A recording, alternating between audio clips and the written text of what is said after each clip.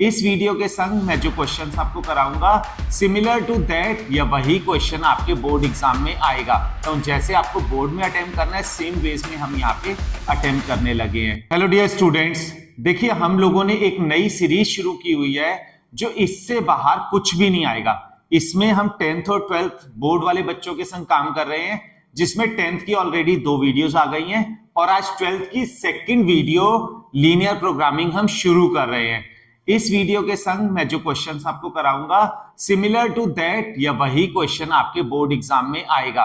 तो इसे अच्छे से ध्यान देना और क्वेश्चन सॉल्व करते हैं।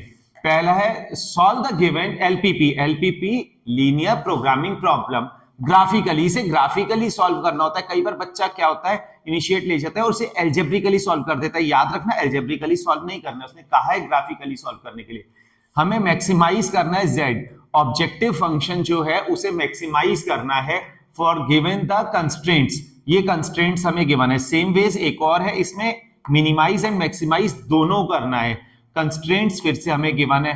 फर्दर इस क्वेश्चन की प्रोग्रेस के लिए अब मुझे ग्राफ पे जाना पड़ेगा, क्योंकि क्वेश्चन यहां पे मैं कंटिन्यू नहीं कर सकता हूं। जैसे आपको बोर्ड में अटेम्प्ट करना है सेम वेज में हम यहाँ पे अटेम्प्ट करने लगे हैं। जी बेटा, अब इसमें जो फर्स्ट कंस्ट्रेंट हमें गिवन है x plus y is less than 50। हमें जब भी किसी चीज का ग्राफ बनाना होता है तो क्लास 10th पे जाएंगे, x plus y equals to 50 का ग्राफ बनाते हैं। अब इसमें टेबल फॉर्मेशन हो जाएगा x y। एक बार मैं x को 0 ले लूंगा तो y 50, एक बार y को 0 ले लूंगा, सीधा सीधा y 0 लिया, x 50। ये बन गया मेरे पास पहला। सेकेंड कंडीशन पे जा रहा हूं, 3x plus y equals to 90 है। अब टेबल फॉर्मेशन को बहुत ध्यान से समझना। x y, एक बार देखो मैंने x को 0 लिया, x 0 लेते ही x तो खत्म, y की वैल्यू क्या आ गई 90 आ गई। नेक्स्ट टाइम मैंने y को 0 लिया, 3x इक्वल्स टू 90, तो x क्या आ जाएगा 90/3 30। ये मेरे पास रेडी हो गया। अब एक और बात समझना, x इज ग्रेटर देन और इक्वल्स टू 0। ये यहां पे मैं हल्का सा समझा रहा हूं। x की वैल्यू 0 से बड़ी है, ये देखो x की वैल्यू 0 से बड़ी है। Same ways y is greater than 0, y is greater than 0। अब ये नोटिस करो कॉमन शेडिंग, हमारा common shading x and y greater than 0 क्या इंडिकेट करता है? Shading is only in first quadrant, shading is only in first quadrant, ये बात indicate करेगा। अब मैं ग्राफ शीट पे आ गया, तो ग्राफ शीट पे नोटिस करो, जिस मोमेंट आप ग्राफ शीट पे बनाओगे, मैं पेन से बना रहा हूं, आपको पेंसिल से ही बनाना है। आप अपनी तरफ से कुछ भी हो जाए पेन की तरफ आप मूव नहीं करोगे।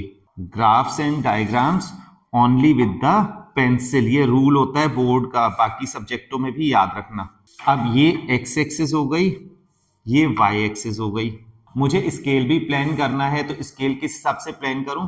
50 90, तो ये काफी अच्छा खासा है। मैं 10 ले लेता हूं, चलिए 10 20 100, 10 20 90 100। मैंने 10 प्लस तक चला गया हूं, 90 तक था, 0 ये हो ही गया। दोनों का मीटिंग पॉइंट है ओरिजिन। अब नोटिस करो मैं पहली लाइन के लिए जा रहा हूं। पहली लाइन क्या है? When x is 0 y is 50। एक चीज याद रखना, यहां स्केल लिख देना, scale on x and y axis 1 centimeter equals to 10 units। ये हो जाएगा स्केल। अब x 0 तो y 50 है, y 0 तो x 50 है, दोनों को हमने ज्वाइन कर दिया। ये आ गई मेरे पास पहली लाइन। अब इस पहली लाइन में शेडिंग को भी नोटिस कर लेते हैं। शेडिंग किस हिसाब से मुझे पता लगेगी? हमें क्या गिवन है? x plus y less than और इक्वल्स टू 50। अब देखो ये लाइन ओरिजिन से पास तो नहीं हो रही है, तो मैं x को भी 0 पुट कर देता हूं प्लस y को भी 0 पुट करता हूं, लेस देन और equals to 50। 0 is less than और इक्वल्स टू 50 ट्रू है। जब ये ट्रू होगा तो shading will be towards the origin. अभी छोटे से हिंट लाइक ये बना के रख लेते हैं, फर्दर हम इस बात को ज्यादा सीरियसली शेड करते टाइम नोटिस करेंगे।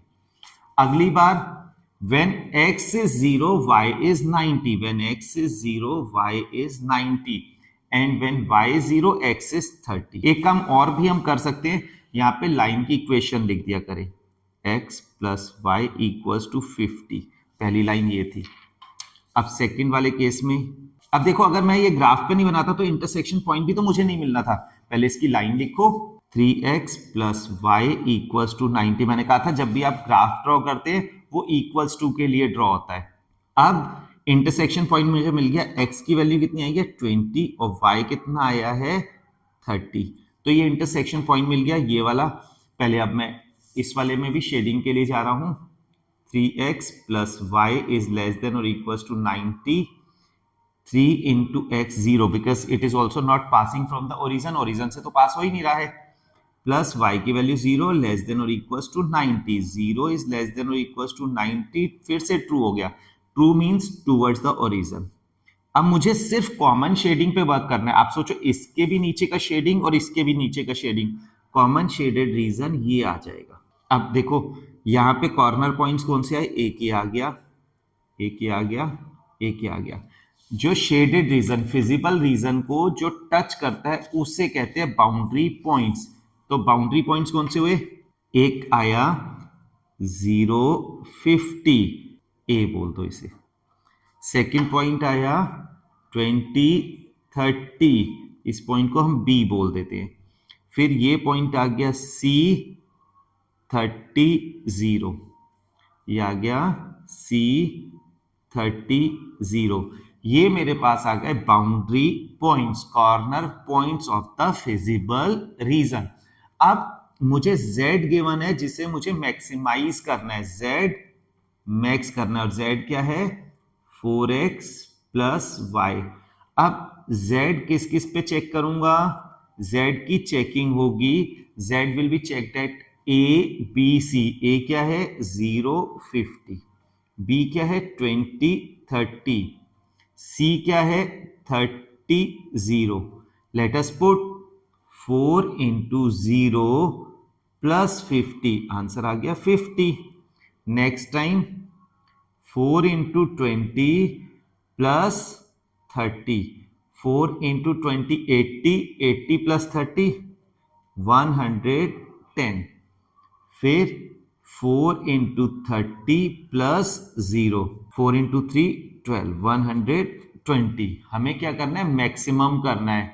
So maximum value of the function, objective function z जो है ये ऑब्जेक्टिव फंक्शन है, ये 120 आई है। अब ये बात आप बड़े अच्छे से समझ गए होंगे। यहां पे मैंने स्केल लिख दिया, बाउंड्री पॉइंट्स लिख दिए, मैंने फिजिबल रीजन शेड कर दिया। आप नोटिस करो फिजिबल रीजन हमेशा कॉन्वेक्स होता है, फिजिबल रीजन हमेशा कॉन्वेक्स होता है। तो वो कॉन्वेक्स भी हमारे पास आ गया।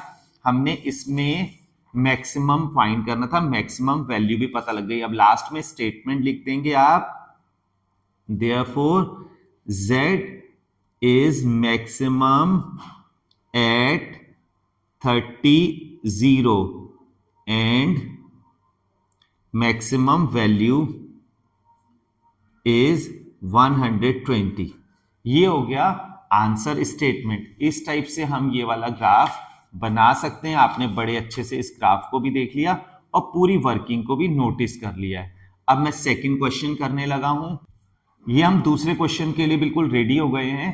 z जो हमें गिवन है ऑब्जेक्टिव फंक्शन, इसे हमें मिनिमाइज एंड मैक्सिमाइज दोनों करना है। हमें कंस्ट्रेंट्स गिवन है इस बार, x plus 3y less than और equals to 60, x plus y is greater than और इक्वल्स टू 10। यहाँ पे एक नया ये क्वेश्चन मुझे लेना था, इसमें बच्चे कंफ्यूज होते हैं, इसलिए मैंने ये वाला क्वेश्चन लिया है।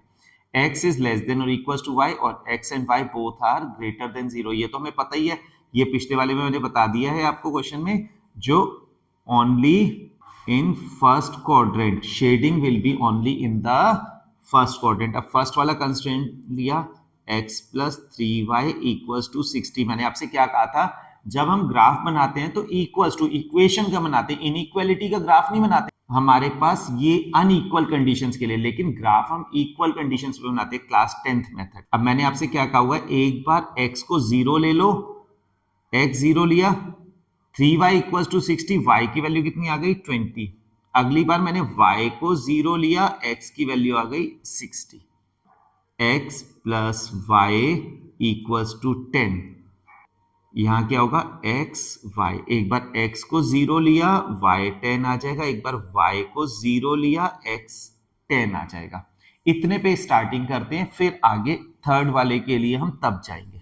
मैंने आपसे पहले ही कह दिया है, ग्राफ आपने सिर्फ पेंसिल से बनाना है, कुछ भी हो जाए आप पेन का यूज मत करना वहां पे। Graph and diagrams must be drawn only with the pencil, ये बोर्ड रूल है। Origin x axis y axis, looking to this, फिर से स्केल हमें पिछले वाले क्वेश्चन वाला ही ले लेते हैं, 10 20 70, 10 20 70, scale on x and y axis 1 centimetre equals to 10 units. अब एक बार मैंने x को 0 लिया तो y 20 आएगा, x 0 लिया तो y 20 आएगा, ये पॉइंट हो गया। नेक्स्ट टाइम y 0 तो x 60, y 0 तो x 60, ये हो गया। दोनों को ज्वाइन कर देते हैं। ये कौन सी लाइन है हमारी, x plus 3y equals to 60। Next time x 0 तो y 10, y 0 तो x 10। ये मेरे पास दूसरी लाइन आ गई। कौन सी है ये line, x plus y equals to 10। अब इसके बाद लास्ट स्टेप आएगा, मैंने आपसे क्या कहा है, ये वाला x इक्वल्स टू वाई। ध्यान दो, इस वाले में बच्चे कंफ्यूज हो जाते हैं। When x is taken 0, y will also be 0। अब बच्चा क्या करता है, हम क्या कहते हैं, x 0 लिया तो y, एक बार y 0 लिया, अब y 0 ले ही नहीं सकते क्योंकि इसी में 0 पे 0 आ गया, अगेन लोगे तब भी तो 0 पे 0 आएगा। तो यहाँ पे x को 10 लिया तो y भी 10 आएगा, एक और चाहो तो ले लो, x 20 लिया तो y भी 20 आएगा। x 0 then y 0, x 10 then y 10, x 10 y भी 10, x 20 देन y 20। इन्हें ज्वाइन कर दो, ये क्या हुआ, x इक्वल्स टू वाई की लाइन आ गई। ऐसे करके तीनों लाइंस आपने मेंशन करी हुई हैं।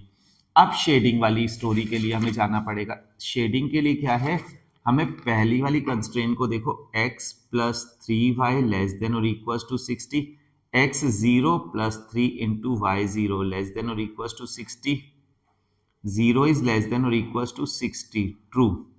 इससे नीचे को शेडिंग होगी। अब दूसरी वाली कंस्ट्रेंट क्या, x plus y is greater than और इक्वल्स टू 10, x को 0 रखा, y को 0 रखा, ग्रेटर देन और equals to 10, 0 is greater than और इक्वल्स टू 10, नो, फॉल्स। तो ये तो फॉल्स हो गया। फॉल्स का मतलब away from the origin, true का मतलब towards origin, true means away from origin towards origin. तो ये अवे फ्रॉम ओरिजन हुआ, ओरिजन से दूर की तरफ को शेडिंग ये आएगी। अब last x is less then y less than और इक्वल्स टू, कोई भी एक पॉइंट रख लो। मैं सपोज करता हूं मैं ये वाला पॉइंट रख रहा हूं, 60 0, x को 60 रखा, y को 0 रखा, फॉल्स आ रहा है, away from the point. Point कौन सा था, 60 0, उससे अवे करना है, अवे मतलब उससे दूसरी तरफ को, इधर को शेडिंग जाएगी। अब नोटिस करो, इससे नीचे था, इससे ऊपर और इससे इधर को, यानी शेडिंग ये आई। अब नोटिस करो कॉर्नर पॉइंट, 1 2 3 4 कॉर्नर पॉइंट्स कौन कौन से आ रहे हैं इस केस में, पहला आ रहा है 0 10, दूसरा पॉइंट आ रहा है 5 5, दूसरा पॉइंट हमारा 5 5 आ गया, तीसरा पॉइंट आ रहा है 15 15 और लास्ट पॉइंट आ रहा है 0 20। ये आ गया हमारे पास कॉर्नर पॉइंट्स। अब z पे बात होगी। z हमें क्या गिवन है, 3x प्लस 9y। इसे मैक्सिमम एंड मिनिमम दोनों करने हैं, मैक्सिमम मिनिमम दोनों काम करने हैं हमें। तो ध्यान दे देते हैं क्या रहेगा, z 4 पॉइंट्स है, पहला है 0 10, z दूसरा पॉइंट है 5 5, z तीसरा पॉइंट है 15 15 एंड z लास्ट है 0 20। अब 0 10 के केस में 3 इंटू 0 प्लस 9 इंटू 10 90 हो गया, 3 इंटू 5 प्लस 9 इंटू 5 45 प्लस 15 60 आ गया, 3 into 15 plus 9 into 15, 45 plus 135, 180, 3 into 0 plus 9 into y की वैल्यू 20, 180। अब देखो कौन सा मैक्सिमम आ रहा है, मैक्सिमम इन दोनों पे आया और मिनिमम ये आया। Therefore z is maximum at 15, 15 and 0, 20, 15, 15 and 0, 20 पे it will be maximum, and maximum value is 180. Z is minimum at 55. Minimum value 60। तो ये हुआ हमारा आंसर का स्टेटमेंट और इसका ग्राफ आपके सामने है, आपने स्केल भी इसमें लिखा है। ये सारी बातें हुई, आप नोटिस करो मैंने ग्राफ ग्राफिकली ही बनाया है, कहीं भी मैंने एल्जेब्रिक वर्क नहीं किया है। क्वेश्चन में क्या हुआ है, solve it graphically, algebraically solve नहीं कर देना आप कहीं। तो इस टाइप से ये क्वेश्चन हो जाएंगे। सिमिलर क्वेश्चंस मैं आपको डिस्क्रिप्शन बॉक्स में दे दूंगा, उन्हें जरूरी प्रैक्टिस कर लेना, तभी ये चैप्टर पूरा कंप्लीट होगा। इसमें से एक एमसीक्यू भी आएगा, 2 एमसीक्यू आ जाएंगे। आप कुछ भी इसका पैटर्न बन सकता है, 3 मार्क्स का ग्राफिकल वाला क्वेश्चन एंड 2 मार्क्स का, और 3, 1, 1 ऐसे करके। आई डोंट नो कौन सा पैटर्न वो ऑप्ट कर लेंगे इस बार, बट आपको प्रैक्टिस करनी है, इसके एमसीक्यूज के लिए तैयार रहना है। उसके लिए यही हुआ, देखो ऑब्जेक्टिव फंक्शन पे बात आ जाएगी, ये ग्राफ कॉन्वेक्स होता है, ये चीज पूछ लेंगे, मैक्सिमम वैल्यू या मिनिमम वैल्यू ऑब्जेक्टिव फंक्शन में वैल्यू पुट करा के पूछ लेंगे। कुछ इस टाइप से बेसिक क्वेश्चंस आपसे पूछ सकते हैं, और बाकी बढ़ा के वैल्यूज पुट करना। या एक बार ना ऐसा भी देखा हुआ है, इनडायरेक्ट काम उन्होंने किया था, हमें ग्राफ बना हुआ दिया हुआ है और इसकी इक्वेशन कही है, मैं इक्वेशन निकालना सिखा देता हूं, इसमें कंफ्यूजन बच्चों ने क्रिएट किया था। आप अगर इसका ग्राफ बना रहे हैं तो आप x अपॉन x में ये कहां पे कट कर रहा है, 10 पे, प्लस y अपॉन ये y पे कहां कट कर रहा है, 10 पे, is greater than, shading opposite side है, ग्रेटर देन और इक्वल टू 1। कैसे मैंने कहा, x upon a plus y upon b equal to 1, यही तो होती थी equation of line in the intercept form, class 11 से लेके आया हूं। अब ये क्या होगा, एलसीएम ले लोगे, x plus y upon 10 is greater than और equal to 1, x plus y is greater than और इक्वल टू, क्रॉस मल्टीप्लाई से 10 आ गया। यही तो था ये वाला कंस्ट्रेंट, तो आप ऐसे करके इस कंस्ट्रेंट को बना सकते हो। तो ये भी क्वेश्चन एक बार पूछ लिया था, ग्राफ बना हुआ है और कहा हुआ है जो उसका कंस्ट्रेंट बना दो। तो इस टाइप से घुमा फिरा के क्वेश्चन एक एक नंबर के बनते हैं, 2-2 नंबर के बनते हैं, और एक ग्राफिकल वाला क्वेश्चन आ जाएगा, तो आप इसे कन्वर्ट कर सको और इसे अच्छे से सॉल्व कर सको। उम्मीद करता हूं अब आपसे कोई भी गलती इन चीजों में नहीं होगी। ठीक है जी, all the best, thank you.